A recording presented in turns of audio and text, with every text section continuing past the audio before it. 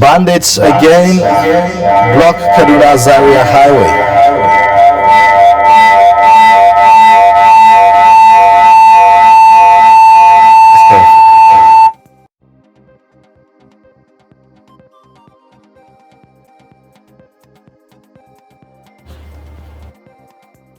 University staff set for another round of strike. Security operatives disperse protesters in Katsina over rising insecurity. Villagers in Niger State abandon farms for fear of abduction. And on the foreign scene, over hundreds rescued after fire breaks out in Hong Kong. Hello and welcome to Trust News Update. I am Iwela. Thank you for joining.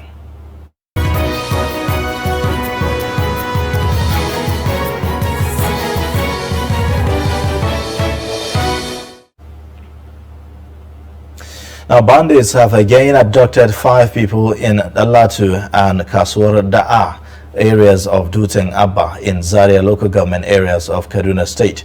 This is happening 24 hours after bandits blocked the Kaduna-Zaria expressway and killed 3 people while abducting scores. Reports say the bandits who stormed Dalatu village on Wednesday kidnapped 2 people and proceeded to Kasuar Da'a village, where they abducted 6 others, amongst them 3 children. Also, reports say 3 children were released on Wednesday, leaving 5 people in captivity. Bandits had attacked motorists plying Kaduna-Zaria Expressway in an operation that lasted about 3 hours and claimed the lives of 3 commuters. Meanwhile, travelers in Zaria say that they are worried over the cases of bandit attack on Kaduna-Zaria highway. I am among the people that does. I am among the drivers that happened. The bandits, what they have done to them, because I am among them, because I suffer a lot. I didn't expect such things, because the way that I trek, I run for at least more than a kilometer, because I suffer a lot. I suffer. Even my body now is failing me. The way that it is around 10 o'clock, before 9 to 10 o'clock that happened. So I reached my house almost after 1 o'clock in the night yesterday, because I suffer a lot. Because immediately when I reached out, they was telling me that stop. If you didn't stop, I will shoot you.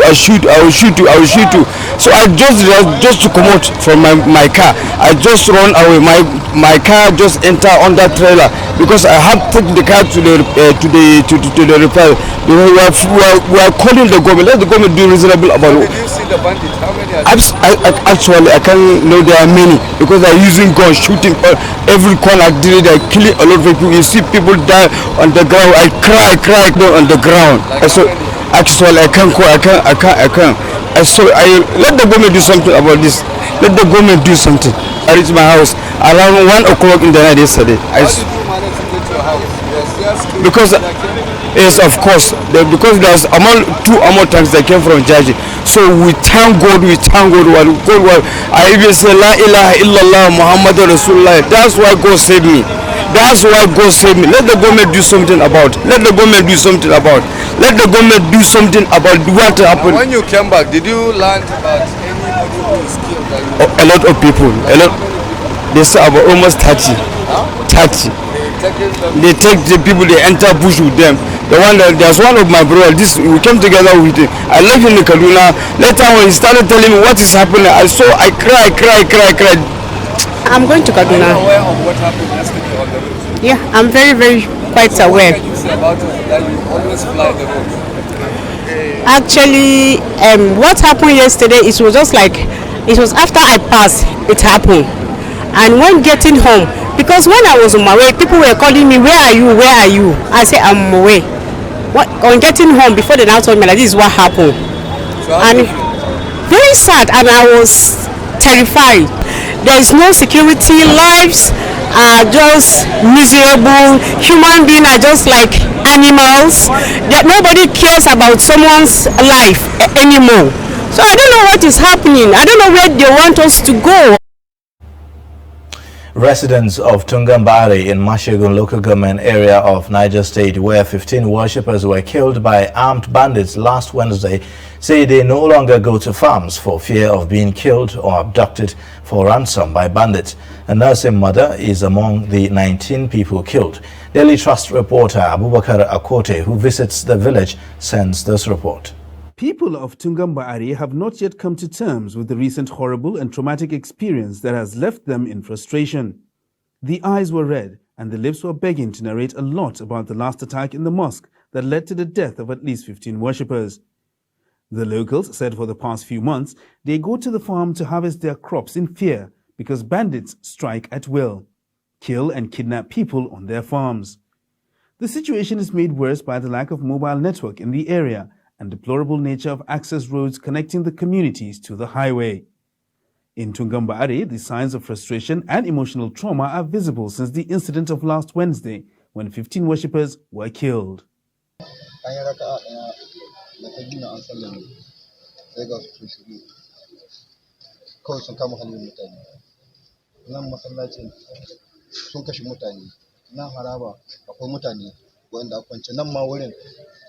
Mutane ne wanda ke kwance wurin har karfe 7 da minti 20 suna cikin garin gaba su fita ba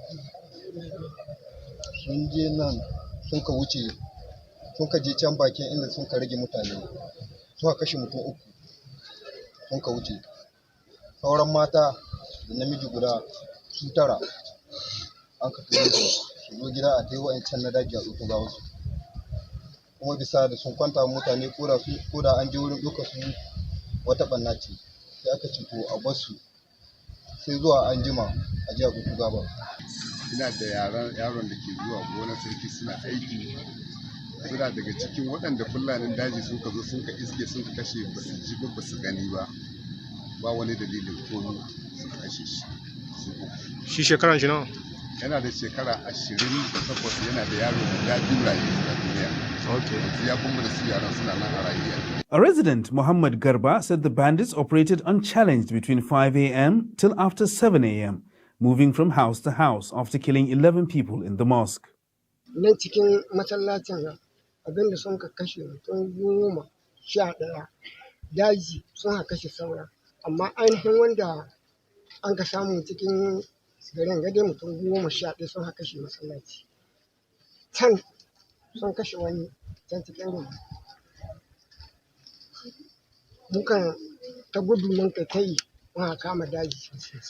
Tungambari village has been attacked less than 2 months after Mazakuka, where 18 worshippers were killed in the same manner in a mosque. Mazakuka, Adogam Malang and other communities in Mashegu have been experiencing a series of banditry attacks that led to the killing of many in recent times. Just as dozens were feared dead, some kidnapped and some others injured at Tungambari while they were performing the morning prayers in the mosque. The Nigerian government says it is working towards formulating laws and policies that will help tackle insecurity in the country. The Minister of Communication and Digital Economy, Isa Pantami, made this known during the annual conference of information technology correspondents which held in Abuja, the nation's capital. He says technological devices which can be used to tackle insecurity now have a global appeal and assure that Nigeria will not be left behind in utilizing their benefits for the country's fight against insecurity. Happened 10 years ago are happening today. And these security systems, mostly they are designed hundreds of years ago. So we need to start thinking, or we need to start formulating our security policy with technology in mind.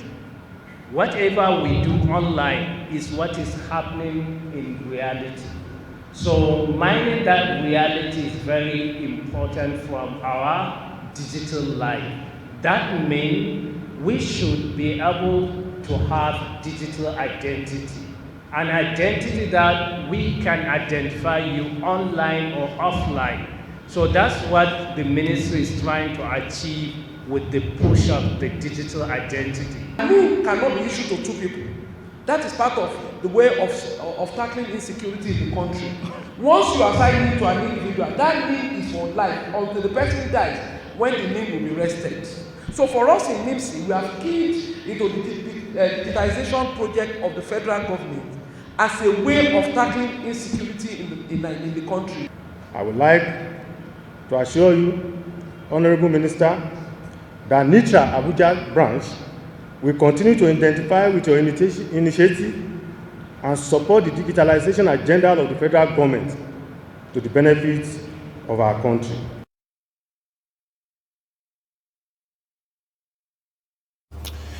It's been 5 days since the protesters first gathered to demand concrete action from government to address rising insecurity across states in the northern region. The protest is gaining momentum in the Federal Capital Territory, Abuja, with protesters gathering again at Unity Fountain, vehemently pressing home their demands for peace in the country. Chijoke Okafo reports. Enough is enough! Enough is enough. These words were repeatedly chanted by members of a coalition created for the sole purpose of demanding peace and security in northern Nigeria and beyond. The protest earlier kicked off in Abuja on Friday, 10th December, and has since spread to other parts of the country. Unlike most protests where violence ensues, these activists are going about it peacefully, yet fiercely passing across a strong message of dissatisfaction in the security situation of the country. People are being killed every now and then, in the day, in the night, in the evening. Women are being raped. Children are being killed. We are tired of what is happening. We are tired of what is happening. President Muhammadu Buhari, we didn't vote Adesina, we didn't vote Garba Shehu. We voted for you, come out and address us. We are disappointed with you. We are not happy the way you are governing this country. Nowhere is safe. Nowhere is safe. With numerous hashtags including hashtag Northern Lives Matter, hashtag Secure Our Lives, and hashtag North is Bleeding, amongst others. These words represent the devastating cries for help from different sections of the northern part of Nigeria. They say women are being raped, children are molested, and men are killed in cold blood all over the north. Do you know how many women are being raped on a daily basis? Do you know how many mothers? Do you know how many offers we have now? If they are telling you that nothing is happening, they are lying. We are out to tell you the truth, Baba. The protesters are challenging the federal government and security agencies to step up and protect the lives and property of the citizenry. This is coming as killings, kidnappings and banditry have intensified in the country over time. We are not going to be tired until we get proper response, until we get people to tell us exactly what they are doing to curtail this. We are going to start sending letters to all these officials, and we will ask them specific questions. What I'm asking today in public is going to continue. Those incidences, we will inquire about what people did, what officials did, and what actions the government is taking, and what actions are they planning in the future. As the hashtag North is Bleeding protest intensifies across states in northern Nigeria, the conveners of this protest have once again gathered at the Unity Fountain in the heart of Nigeria's capital city to demand peace and stability across northern Nigeria. It's been 5 days since the protest kicked off, and up till now, there has not been any comment from the federal government or even any state government. And according to the protesters, they are going to carry on with this for as long as the North continues to bleed and for as long as the leaders continue to remain silent. Chijoke Okafo, Trust TV News, Abuja. You're watching Trust News Update. Coming up, ex-servicemen back to trenches. Stay with us for more details.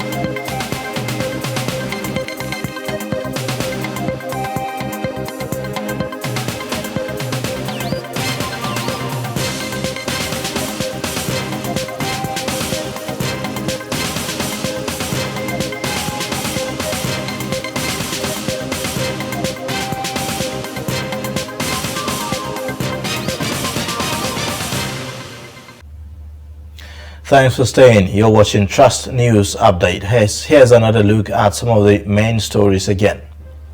Bandits have again abducted 5 people in Alatu and Kasur Da'a areas of Dutsen Abba in Zaria local government area of Kaduna State.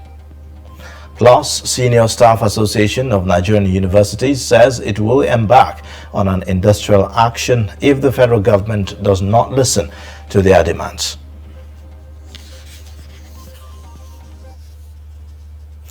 All right. Reports reaching us also says the Chairman Committee on Local Government and Rural Development, Kaduna State House of Assembly, Honorable Rilwanu Aminu Gadago, has been reportedly killed by bandits. The clerk, Kaduna State House of Assembly, confirmed the incident.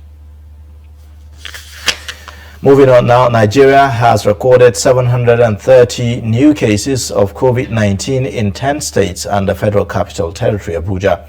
The Nigeria Center for Disease Control confirmed this in its update for Tuesday.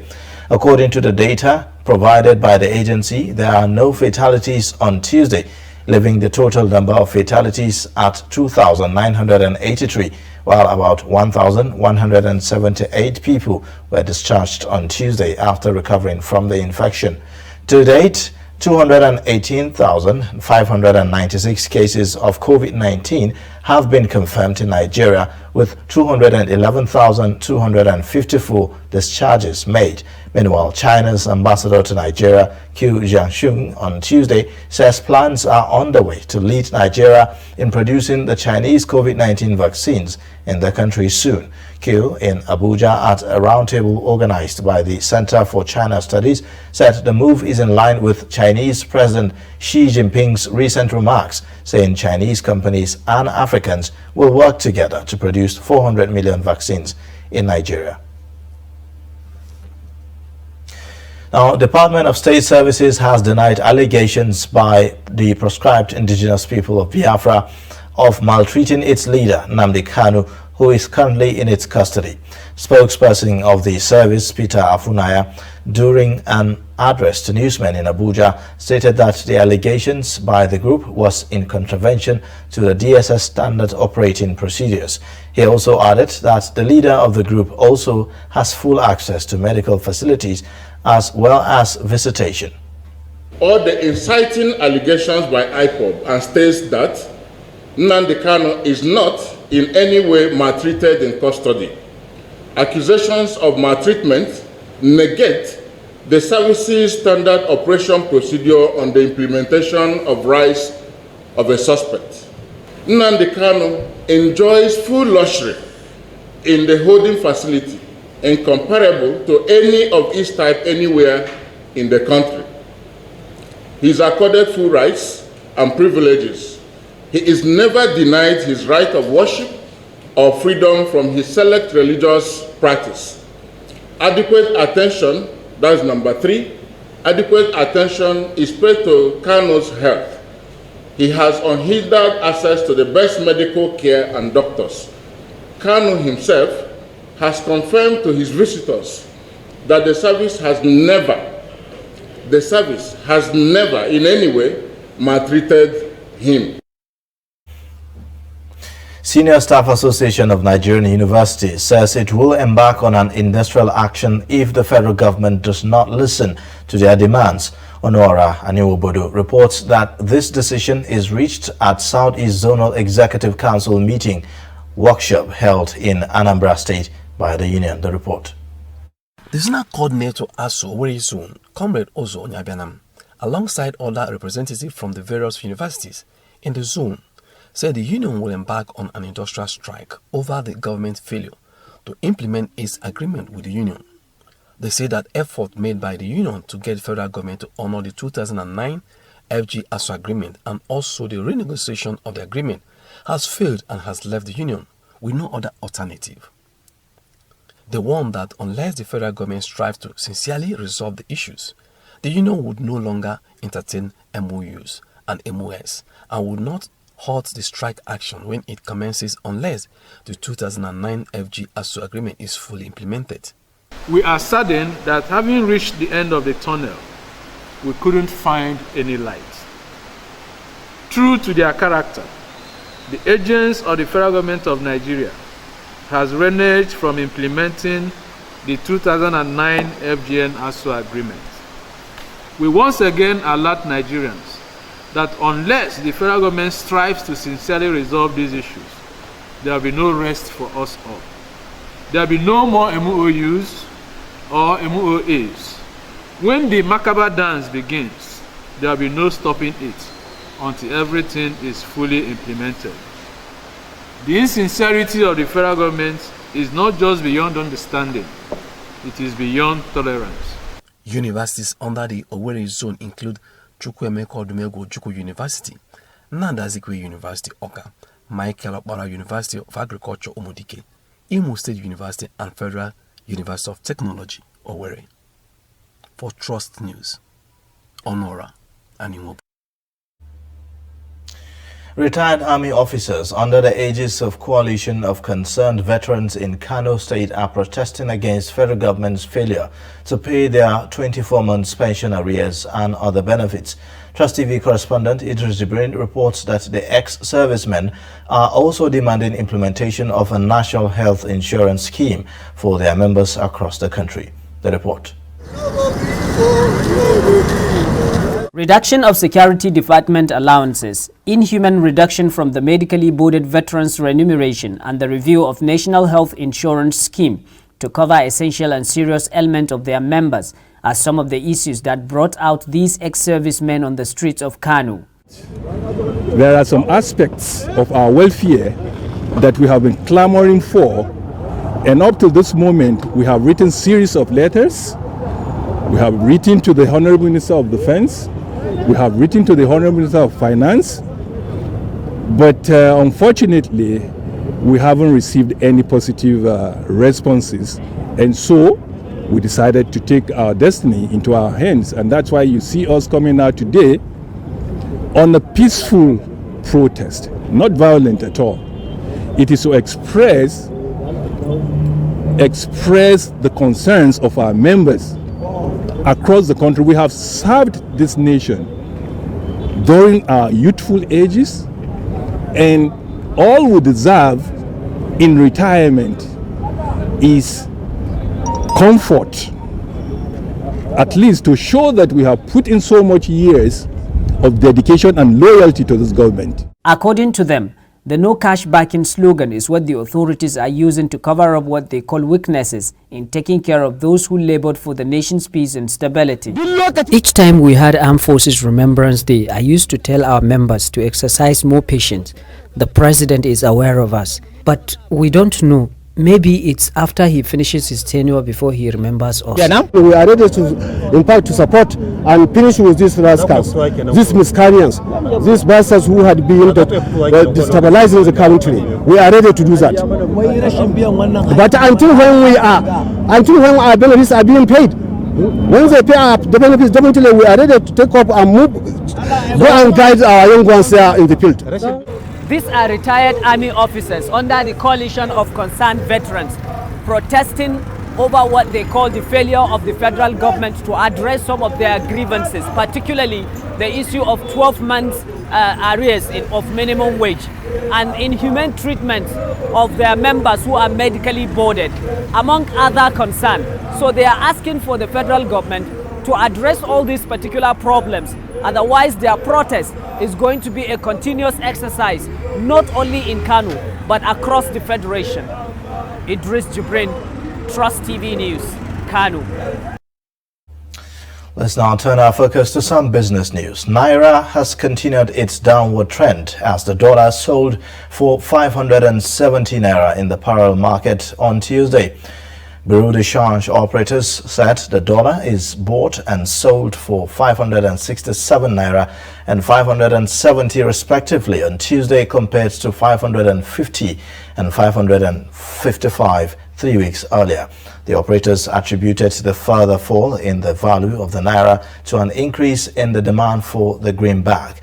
The British pound sterling is also bought and sold for 740 Naira and 745 The CBN had in July this year stopped foreign exchange sales to the licensed BDCs, leaving the operators to source for their forex on their own. And with that, we wrap up Trust News Update. Remember, you can follow us on our YouTube page and also follow us across all social media handles for latest news updates. I am Ayubelia. Thank you for watching.